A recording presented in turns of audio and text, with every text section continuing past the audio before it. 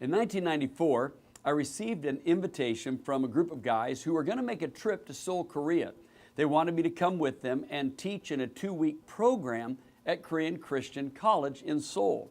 So I went to an orientation meeting and met these men, and it turned out that all of them were Korean War veterans. When they'd gone to Korea in the early 1950s, they didn't go as missionaries, they went as soldiers. But as the war ended and they began to see the need of the people they now cared about and loved, these men made a pact to make a difference. Some of them became missionaries in Korea, stayed for over 40 years.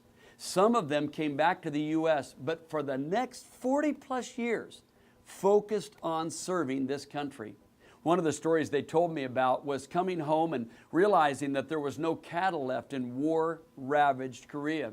So they got a man in California who donated the first post-war cattle herd.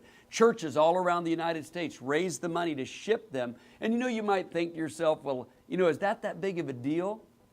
When I got to Korea, that's one of the first stories I heard from the older believers. They told about the love that was showered on them when those cattle showed up and they had milk now for their babies, and it began to make sense. What a difference these men had made. Thousands of people had come to Christ. Well, when we look at Memorial Day, it's a little different than Veterans Day. On Memorial Day, we're specifically honoring those who died in war, who made the ultimate sacrifice. But you see, these men who had survived the Korean War still understood the power and the impact of sacrifice. They knew they had another mission to fulfill, and that was the mission of Christ, and they were willing to sacrifice to get it done. We're actually going to discuss this Sunday morning in this special Memorial Day weekend. So I invite you to come and join us at North Atlanta. Be a little early, bring a friend, and we'll see you then.